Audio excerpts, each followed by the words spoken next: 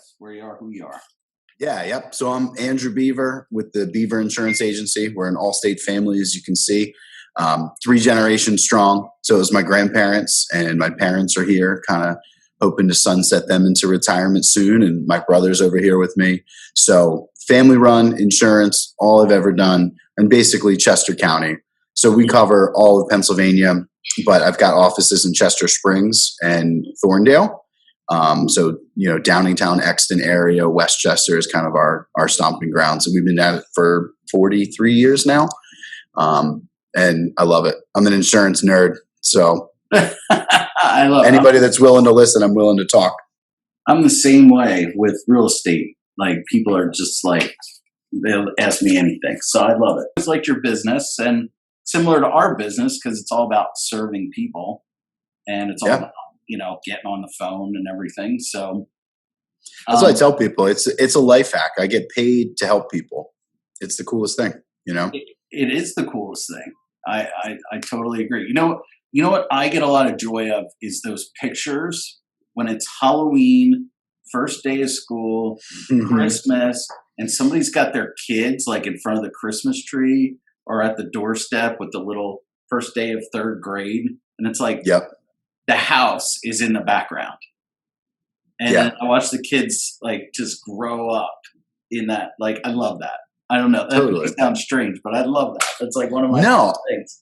I think it's great. And I think it's cool that you're connected to that purpose on that side of the business, because it's so easy to get bogged down in spreadsheets, knowing that people are making life decisions with you, where they're going to raise their kids, like what school district their kids are going to be in. Are they going to have another baby? They're planning to expand their family, so they need more rooms. Like, you're a really big part of people's lives. And when you're connected to that, I think it makes your job so much more easier to get passionate behind. And I think it's going to give that better client experience, which I know is always your goal. Absolutely. Last night I was with a client, and we were just like discussing the bedroom sizes and the bathrooms and the layout and the size of the house and everything. And obviously right now you've got to be like Johnny on the spot making your decisions, young couple. And like, we're in this discussion of like, when do we think that baby's coming? How long can we be in this house? And all of a sudden we're all the way down this road. And I say to him, this is really heavy stuff. So like, if you don't want me in this discussion, I'm happy to like not be in this discussion, but like, this is seriously good stuff to think about. And then like sitting here with you, I'm thinking, oh, you're also the guy that probably has to talk to people about like, hey, what's going to happen when you die and how much insurance should you have? Yeah, we get into a lot of tough conversations with people, and a lot of this job, it can be marriage counseling and therapists. And we get a lot, because I always say we're pretty much the second phone call you make when something big happens in your life. So you buy a new car, you got to tell your insurance agent. You buy a house, you got to tell your insurance agent. You have a kid, maybe you pick up some more life insurance, change jobs. Like, we're really involved in the day-to-day in a lot of people's lives, which is neat. And it is one of the most awkward conversations to have is, hey, have you thought about what happens when you die? But it's really important. And it's one that we really take a lot of pride in, because it's devastating. We always say we live in a world of consequences, not probabilities. So I hope that there's a very low probability that something happened to you. But if it does, what's the consequence? Who's depending on your income? All that.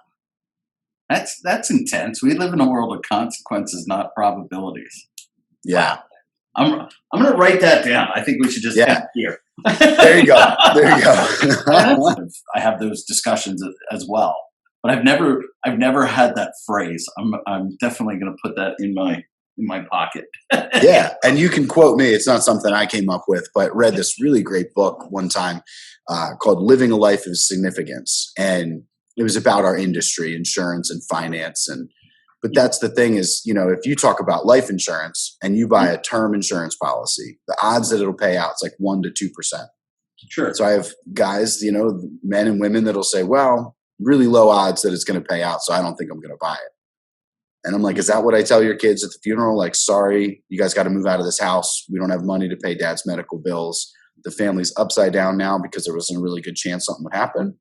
Or does it make sense to spend $20 a month for the off chance that something will? It's hard for some people. There's so many different philosophies around insurance and what you pay for and things. It's fascinating trying to do some of that, navigate their personal beliefs. Obviously you want to, if you're coming from a position of service and you really think you could do something great for someone, you ought to grind out a little bit with them. But how do we get to influence? Where it's more of an influence sale, and it's hard to influence, and you have to grind out through some of those conversations, I imagine. I know my insurance agent talking to me constantly, like she'll grind it out with me. Like, I spend a lot of money on life insurance. I got a big, expensive term policy for me and my wife, and I had a plan years ago, and it sunsets, I think, when we're 55. 12 years away. That's kind of panicking. But it dovetailed into my financial plan and my real estate plan, and it's really just there to pay off a bunch of mortgages so that if something happens to me, the mortgages get paid off on the investment properties. Now my wife has massive cash flow. Yeah.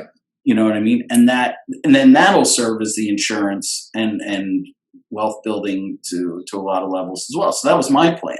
And then her policy was just about, okay, well, I'm out doing this and doing that to provide this lifestyle and how I operate my business and the type of business I'm in. So her life insurance money is just about making sure that I have enough money for nannies if I need them, and or anybody to help me with the children if something happens to her. Yeah. That's how I set it up. But I mean, that was like, man, we spent hours talking about that stuff. Both me and my wife and my insurance agent. Yeah. Well, it's cool that you guys have done that. Not enough people have. Most people are way underinsured. But that's the conversation where you sit down and you say, God forbid tomorrow your wife isn't there. What happens? You're like, well, I need a nanny, and who's going to drive my kids to school, and what's going to happen with daycare. And there's that real life stuff where you try to plan for it, and we hope you never need it. Pretty much all of my insurance products, I hope you never need to call me and, file a claim. But if you do, it's good to make sure that we've got the right plan going for you. So now that we spent some time with the most hardest discussion about insurance ever, right? The one nobody wants to have. Talk to me about some simple stuff. Tell me, like, what is the average home buyer missing with their insurance right now? Yeah, I think that most people, to me, it always comes down to, do you have an agent? Like you mentioned how you've sat down with your agent. My customers know who I am. They get my cell phone. They talk to my family. If you're buying online, Progressive, a Geico, a 1-800 this, a 1-800 that, you're probably missing a lot, because you're checking boxes off yourself that you think you know what you're doing, but you don't know what you don't know. And what you don't know can hurt you in a lot of cases. So I tell people like this, I say, I have a professional license. I have to maintain continuing education, just like real estate, to keep my license. And the fact that you can buy something online by yourself, completely uneducated, is terrifying. And I see it all the time. I had a claim just today, got off the phone with a customer who said, hey, our car was totaled. It was about 12 grand. This guy didn't have enough coverage with Progressive. And how did that happen? And I just explained to her, like, he doesn't have an agent. Nobody's told him. And the average consumer doesn't know anything about insurance. So for me, it's not necessarily one big mistake that people make. It's just the fact that you don't have an advisor that you trust. You don't have an insurance agent that you really trust. Because like you said, when you try to get to the influence piece of things, if I call you up, I cold call you and I just say, hey, Kirk, X, Y, and Z, let me sell you an insurance policy. And then I start making recommendations. You probably don't trust me. You think I'm trying to pad my bill, pad my paycheck. It's really trying to get to that point, accelerate that know, like, and trust with people to say, hey, you know me, you like me, you can trust me. So when I tell you I think you should do this, it's coming from a place of me protecting your family. It's not a sales thing, And that's what's really cool about being a family-run business and having 40 years of customers behind us, is people do trust us to make those decisions. Yeah. So it's really, to me, there's lots of little things you can miss. So if you don't have an agent, you get an agent and somebody that'll walk through stuff with you. That sounds like good advice. Sounds like good advice. I know that, I've had, a number of situations where I've had to call my agent, and I haven't had to make claims, I've had the hailstorm come and just obliterate my house. I've had that. I've had somebody's condo leak into my condo. But like, it's just a call to my agent and be like, well, what do I do before we do it? And then all the claims that, people make, the biggest mistake I see people make is they make all these claims that just kill them, but some people want $100 deductible, and my agent's always fighting with me because I want like the biggest deductible they can give to me within reason, because I have, I can self-insure to that level. There's just so many different ways to do it. Like, I don't know how anybody does it, and then they're like, pick your policy. It's like, well, how am I going to pick my policy? So like, I totally agree with you, but I also like online stuff too. I know that, you get a lot of stuff online now. So there's a lot of things I don't have to call my agent for anymore. But well, and that's honestly, that's going to be the challenge of my career, is how do I stay relevant in a world where everything has become commoditized and clickable? Everything's online and it's on an app. So if you don't understand what I do or why I'm, valuable, I'll end up going the way of the dodo bird. So my grandparents had a great career. My parents, my brothers and I talk about it. How long is this industry going to stay the way it is? And I think that'll be a pressure that we face, because I have a lot of people that can't distinguish me from an app. They say, well, I pay my bills, I get this, that, and the other thing. What they don't get is the advice, the understanding, the nuances where, hey, if you're buying a house with stucco or a pool, there's some things you might want to know. You have dogs, there's some things we might want to talk about, Sore subject. Been there. You got a point there, though. But the one thing that I look at as I talk to people, as we now steer this conversation this way, is interesting. I think there's a lot less space for the business that, has a lot of technology now, which every business does. There's a lot less space for that personal touch, but I think there's enough space for the right people that deliver it. You know what I mean? So like, you have a tremendous advantage, in my opinion, where you've got 40 years of trust built up in a community.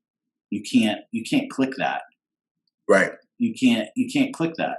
You can't click me with 16 years. You can't come, say to me, hey, I want to like start investing in real estate in a real way, not a TV way, but a real way. And nobody can click 20 years of that experience that I have.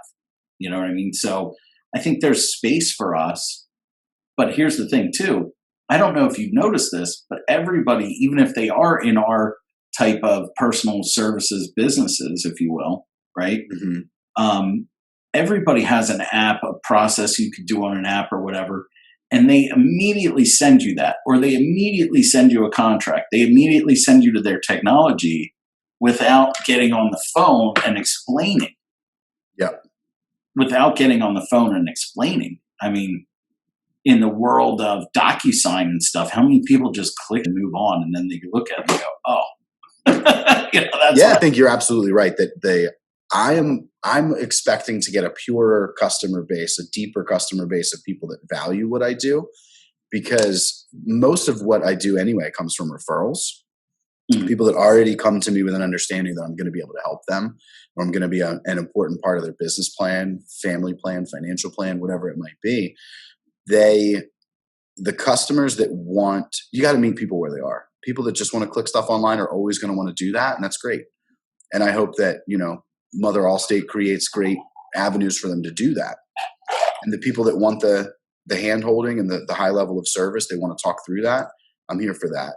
And we try to kind of blend the two and just figure out how do we stay relevant and stay on top of it. I think that businesses look at technology the wrong way. Technology as an enhancement to service, not a replacement. You know what I mean? Not a replacement. So like, you need advice on how to get the right mortgage or the right, real estate deal or the right insurance policy. Yeah, you should probably have someone with some experience, but then let me give you the DocuSign to enhance that service. Yeah. You know what I mean? Agreed. Because I remember the days when I would call you up, Andrew, you would buy a house. We would do maybe a home inspection or something. I'd be like, hey, Andrew, we got to send the reply to inspection. Can I just meet you at your house at like 5:15 to like sign this real quick?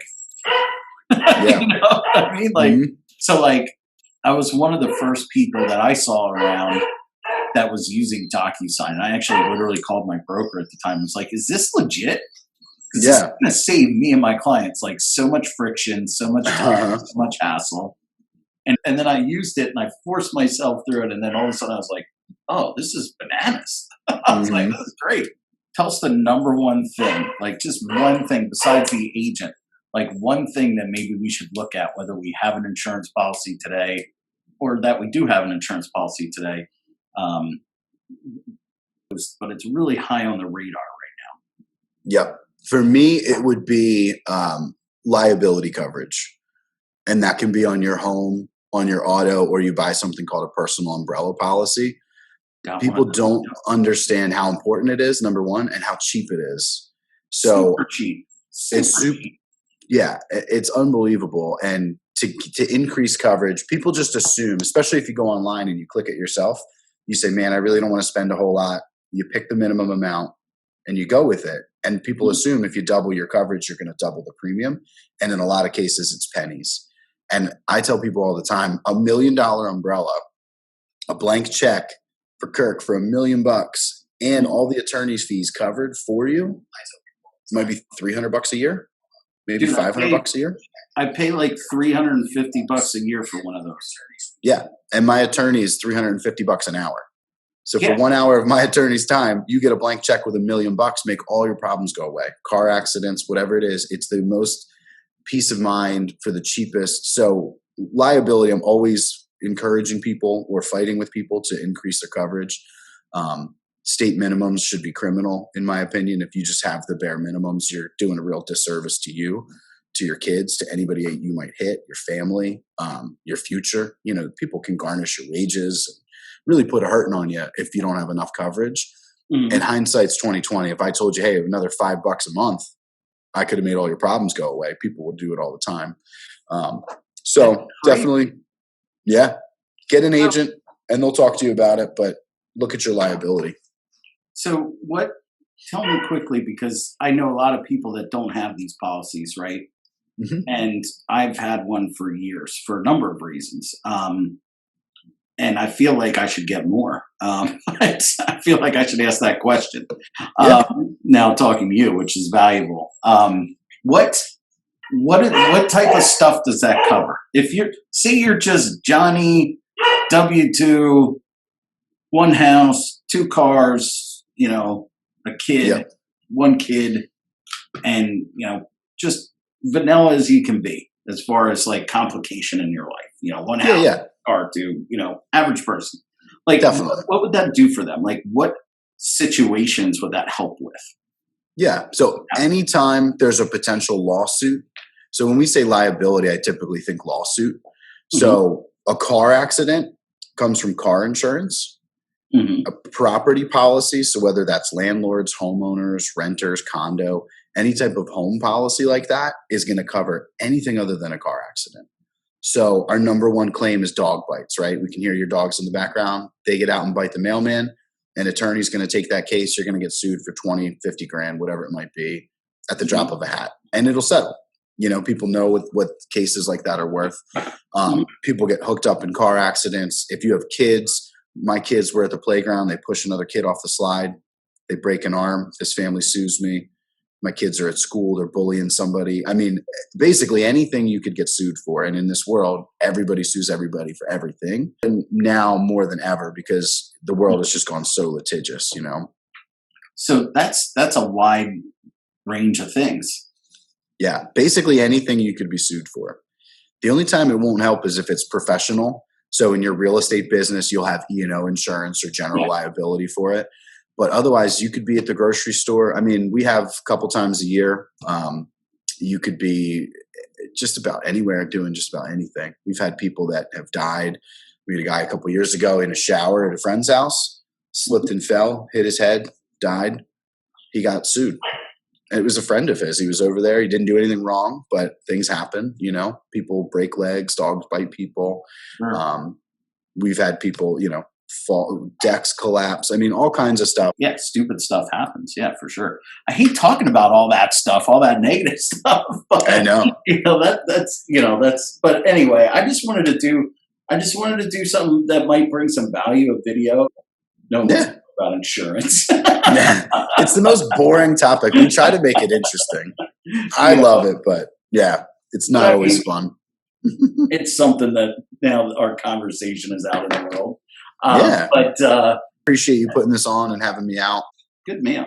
Good man. I appreciate you, buddy. I'll Yeah. see you around. All right. Thanks, dude.